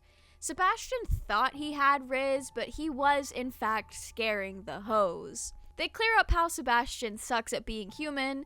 Sebastian teases Ciel for being a fan and being sleepy, and it's explained that Sebastian and Ciel knew that the murders would take place. They knew someone at the party was looking to cause problems. At Simeon's body reveal, Sebastian heard glass shatter and didn't smell blood. Knowing immediately that something was up, Ciel just took it all in, and Sebastian followed his lead. Ciel ordered Sebastian to investigate the fire, knowing he'd probably be murdered. Nice. And we finally get to see who killed Sebastian. And is anyone surprised that it's Charles Gray looming over him with a weapon? Because there were a few hints here and there that he at least knew more than he was letting on.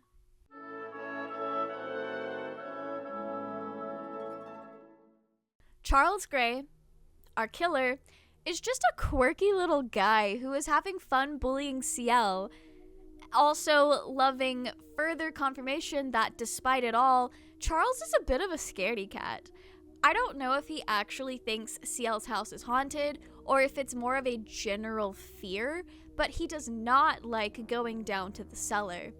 But Charles has to finish what he started, and that means killing Simons for real. If he was just going to kill him in the way that he appeared to die in the first place, I'm not really sure why he didn't just do that to begin with, but I'm sure he had his reasons. Assumedly, the Queen wanted Simeon's dead. It's implied that the reason was either something he'd said about Germany catching up to Britain, or he was actively working to catch up, and for whatever reason, power, the Queen didn't want him to do that. Charles states that it'll only take about 10 years for Germany to catch up, though, and I'm not sure if this is like foreshadowing for anything that hasn't really happened in the manga yet, or a reference to real historical advancements. I have no clue. I'm sure one of you guys knows, and you'll let me know if it's like a real thing or not. Anyway, Sebastian is once again saying Ciel works him too hard and it's criminal. My brother in Christ. Wait. And that's not really right. My brother in hell. He literally is giving you his soul and his entire life. Grow up and work for it. Sebastian goes on to tell Arthur how he prepared all the food, gave the servants their missions, and wrote a letter to Ciel about what he had found. Oh, and he also got a pillow dirty. Anyway, it's time for him to get back to work, and that meant staging his death. But he decided to mess with Charles. You see, he was stabbed in the back initially, but decided to remix it a bit, stabbing himself through the chest and laying face up instead. Explaining why Charles reacted in the confused and kind of shocked way he did when Sebastian's body was officially found. And by shocked, I mostly just mean confused in all of his suspicions afterwards. Oh, by the way, did someone give Ciel an Oscar for his performance? Because he needs it. I do love the detail that even during all of this, Ciel and Sebastian were still looking for ways to irritate and mess with one another. Ciel slapping Sebastian's corpse around with his ringed hand, and at a time where Sebastian had to play dead and couldn't really react, and apparently that was something that was like a little difficult for him to do based on how he's presenting this information. And we also get to see that when Ciel leaned down over Sebastian's body in what some would have considered fan service, he was actually giving Sebastian orders, a way to frame Woodley.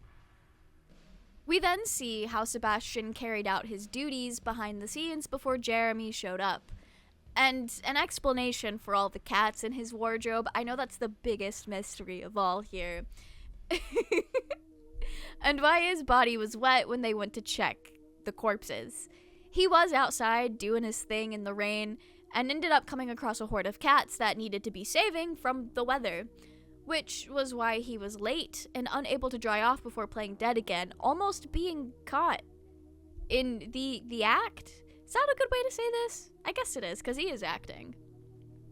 Also, this is the first time ever that Sebastian has felt exposed and vulnerable to humans.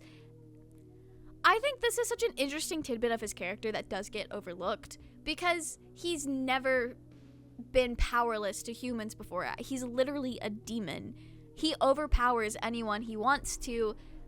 So he's never been in a position where he was at the mercy of somebody else, and he's never been in this, I guess, exposed and kind of vulnerable position with other humans. And I think it's interesting that he is very uncomfortable about this, even though he knows that at the end of the day, they're just searching him. It's nothing malicious, and if something were to happen, he could easily just kill them all and be done with it. I do think that's interesting. Not a side of him we get to see very often.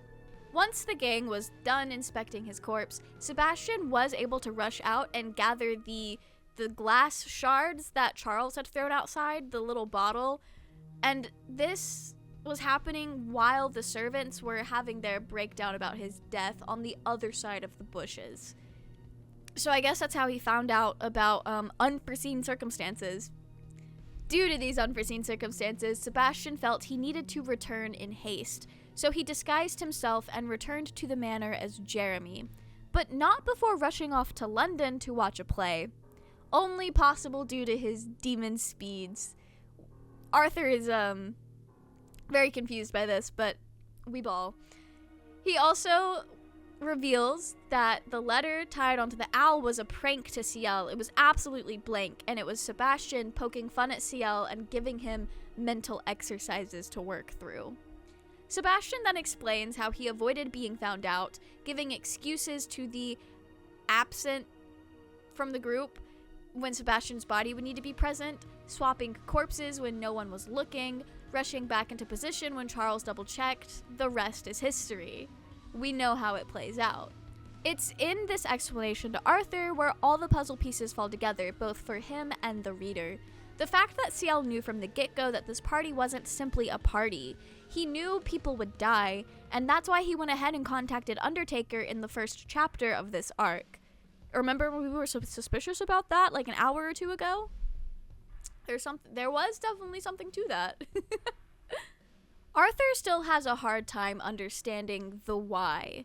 He doesn't understand why they would frame an innocent man, and I think Arthur is struggling with why they'd let these murders happen in the first place.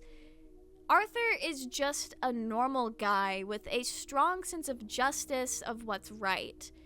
He feels a responsibility to make sure that those who need protection are protected, and those that have done wrong are dealt with in a fair and just manner. While I personally believe that Ciel's own morals aren't that different from Arthur's, it's still different in how he operates, at least on the surface. Ciel lives in a completely different world to that of Arthur's. Arthur is not dealing with the evil and corrupt sides of the rich and powerful in his day-to-day life, so the concept of justice is a much more simple thing for him. However, Ciel operates in a world where literal human trafficking predators get out of jail pretty much scot-free.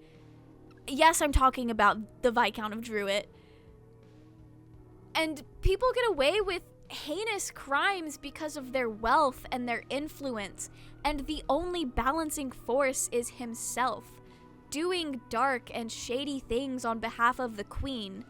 Justice is muddy, and oftentimes not at the scale of the wrongdoings in Ciel's world. We get an explanation as to why the Queen wanted George von Simons or Simeons, however I'm saying it. I feel like I say it different every time. I'm so sorry for that. But we find out why she wanted him dead. And she did want him dead. It's all because he was a central figure in the expansion and advancement of Germany's heavy industries. She saw him as a threat to Britain's position and their status quo. His death was a move to control the German military on her part. Anyway, we get a brief explanation of the butterfly effect, which anyone who has played Life is Strange or a video game that handles the butterfly effect in a much better and stronger way knows all about that. Basically, actions have consequences, more or less. Arthur still doesn't get why Charles would blame Ciel for the murders, but Ciel reveals to him that it was because of something he did, trivializing his PTSD episode and trauma-based response as just a bit of mischief. Which, yeah, Ciel definitely would not have gotten into all that with Arthur, one of his favorite authors. That would be embarrassing, and frankly too vulnerable for his liking. But it still hurts to see what happened at the end of the circus arc be brushed off like that. This child is going through a lot all the time. Ciel reveals that he actually invited Woodley to be the scapegoat from the beginning. This man really never had a chance. Woodley was an arms dealer behind the scenes, gaining illegal weapons and secretly selling them to war-torn countries. Honestly, a bit like what the US did with Iraq. And I think some terrorist organizations. That does delve into conspiracy territory, and I don't entirely know how to do a credible research dive into that right now, nor is it relevant for a Black Butler video, but interesting commentary, I think. I know Yana DeBoso is not American and likely could have been making a general statement or commentary based on a similar accusation that I am not aware of, but it is still interesting. There's also a tidbit about the president of a competitor company being murdered, and Ciel identifying Woodley as the culprit there as well. Using underworld powers and influence to harm someone who doesn't partake in that world is a huge violation of the rules, and part of what Ciel is there to stop as the Queen's watchdog. Polite society should not be aware of nor impacted by the dark underbelly that Ciel is guarding. Arthur figures out that Ciel, sweet little innocent Ciel, is in fact someone capable of much more. The Queen's watchdog. Also, the fact that Sebastian is quirked up and not human, in a great show of theatrics and what some fans consider sexual tension, Sebastian plays around with Arthur, showing him some kind of demonic power and form, effectively traumatizing this poor man into keeping his mouth shut and ensuring that he will always have a place in Arthur's mind. Also, that Arthur would write more. He did it for his son. Ciel loved Arthur's writing and was upset when he found out that there was no continuation of the story he'd been reading and rereading. This is a moment of genuine care for Ciel's interests. A little crumb of Dad Bastion. And it worked. Arthur wrote, and he'd often find himself still thinking of Ciel and Sebastian for many years to come. Probably long after Ciel and Sebastian ceased to exist. Because let's be real, Ciel is not going to survive to adulthood. Some of my friends are actually casting their votes that he may not even make it to 14. And yes, we are all aware that in current canon, the chapters that are currently coming out as the making of this video, his 14th birthday is just weeks away. So we'll see. But I think most people are pretty confident Ciel is not making it to 18. So, very, very safe to assume that this future we're seeing with Arthur, Ciel is probably long gone. It feels very much in the future, like a good 10 years or so. Anyway.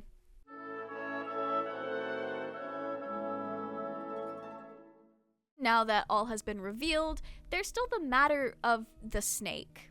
Did Woodley really smuggle in a snake from Africa just to kill Ciel?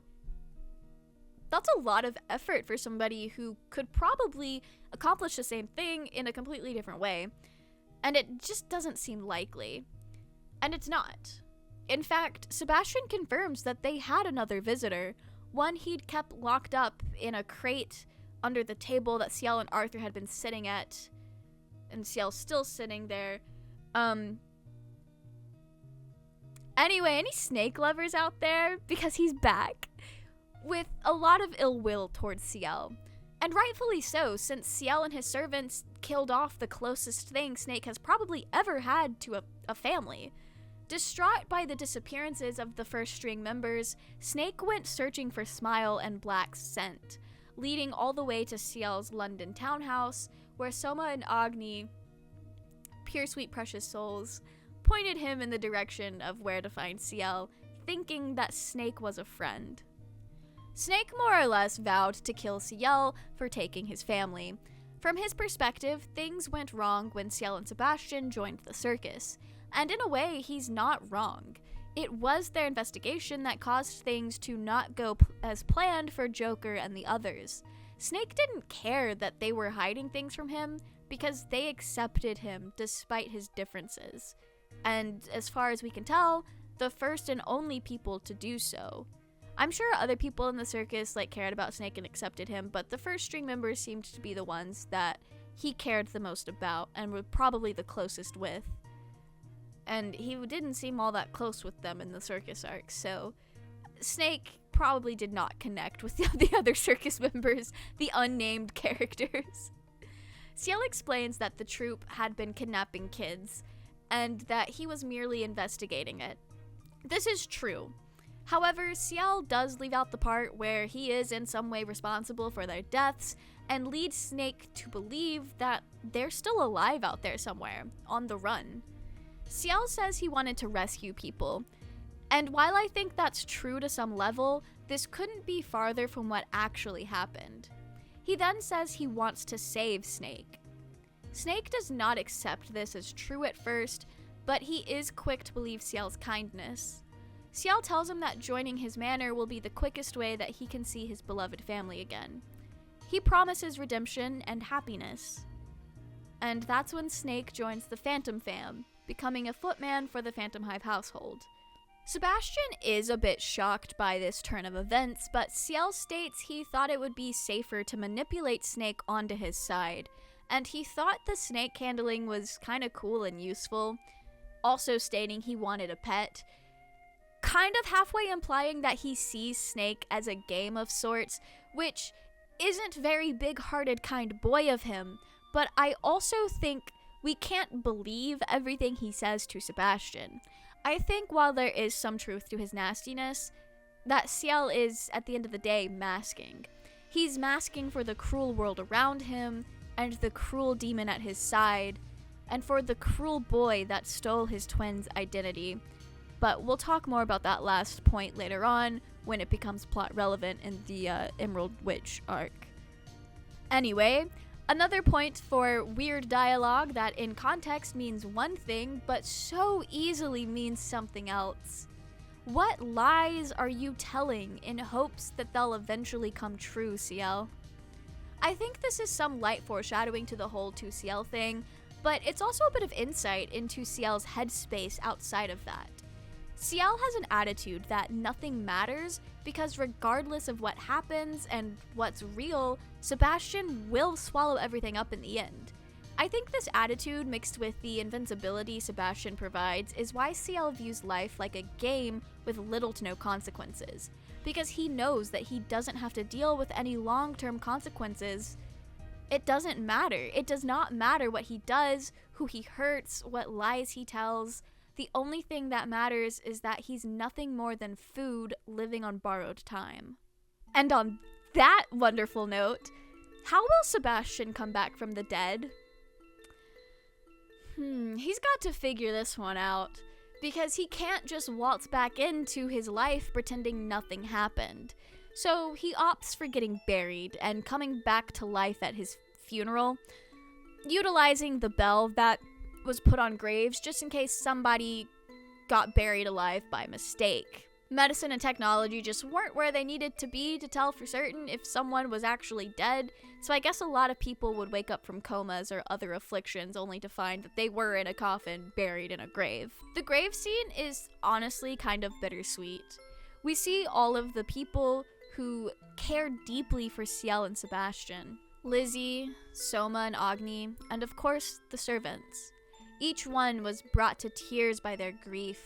Grief for the man that they knew, and grief for the pain that they thought Ciel would be suffering, especially knowing he's already lost so many that were close to him.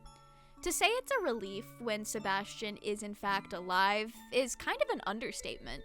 The servants literally dogpile him, incredibly happy to see him again, relieved to not have lost another comrade, beyond grateful for their miracle. Tanaka reinstates Sebastian as the head butler, and all is back to normal. Well, yes, but no. It's never brought up again, but I imagine everyone goes about life with a newfound appreciation for Sebastian and their time together. A man that was so invincible had been taken away from them, even for only a few days, and that grim reality is still true for those who don't know that he was just a demon playing a role. Yeah, he was fine in the end, but that doesn't take away what Finney and the others went through, what they felt, their grief, their pain, and the deep appreciation for Sebastian. I'm sure in one way or another this whole thing changed the dynamics of their relationships, even if it was merely one-sided and not really expanded upon in the manga. I'm thinking too deeply about things, aren't I? But it makes sense. It makes so much sense.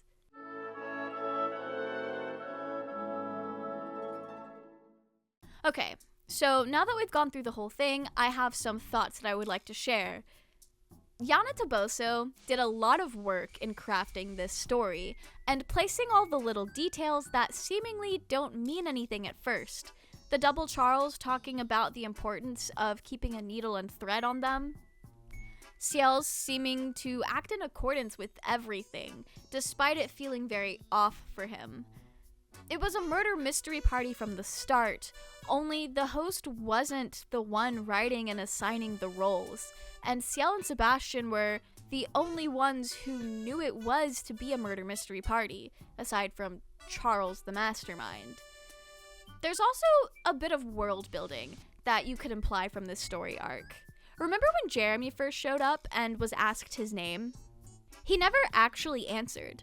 He responded by asking if they wanted to know his name.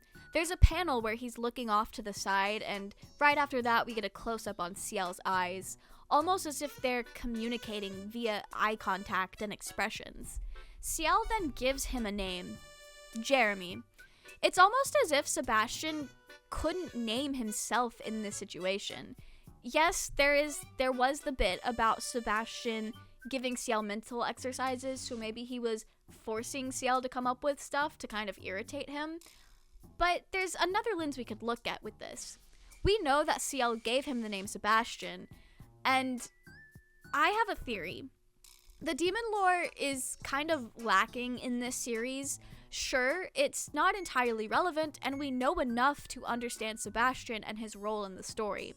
But this makes me think that demons can't name themselves, or they won't offer their real names.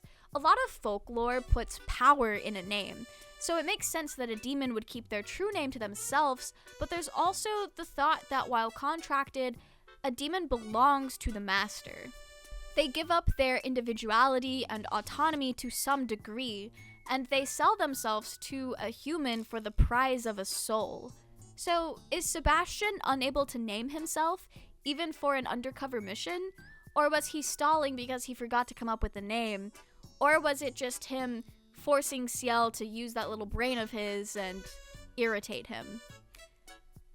The forgetting is unlikely considering how thorough Sebastian is, and while the latter of him poking fun at Ciel is most likely all we're supposed to read into this, it's still interesting.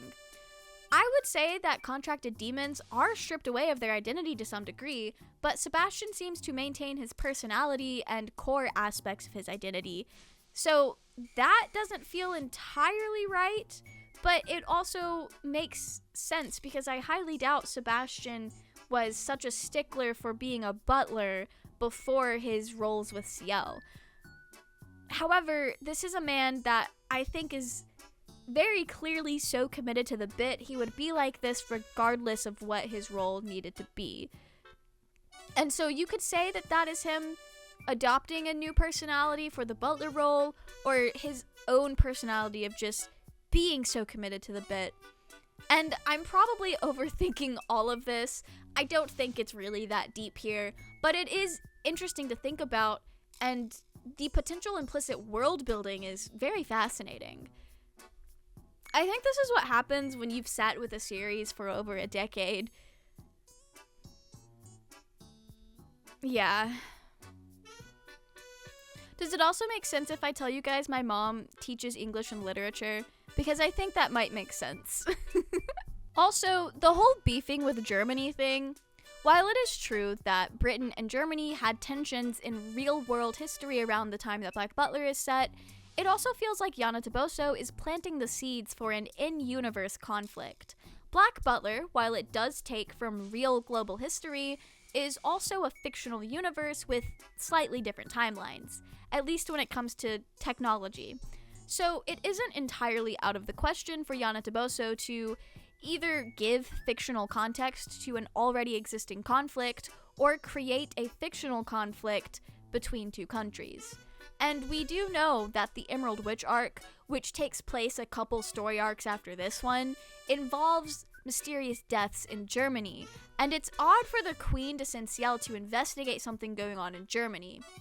The excuse she gives is that she wants to help, but hasn't gotten a reply from Germany to help. And I think that's a load of crap. I believe the real reason she wants Ciel to investigate is because she knows the manner of the deaths are unusual, and possibly chemical technology she wants to learn more about and either stop the advancement of or get her hands on. I don't want to delve too into it yet since we're a little ways off from this story arc, but it's not unreasonable to feel that this is connected to the fact that the Queen literally had George von Simons killed as a way to control and limit the German military and their advancements. Either way, we know Queen Victoria is beefing with Germany, and this all feels tangentially related. That's my thoughts, at least. This murder mystery arc has never been my favorite arc, I do have to admit. In fact, I was kind of dreading the process of making this installment of the deep dives. However, After combing through it with a very fine comb, I've really grown to appreciate this arc for what it is. A silly yet earnest parody of the murder mystery genre and Sherlock Holmes. A breather arc that expands on the characters and their relationships, and a look into how Queen Victoria operates.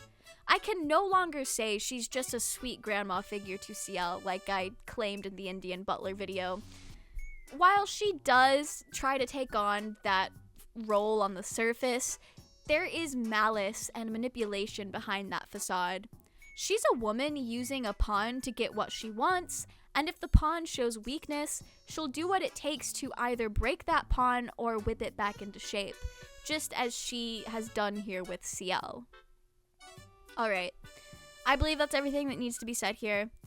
Thank you guys so much for watching this video.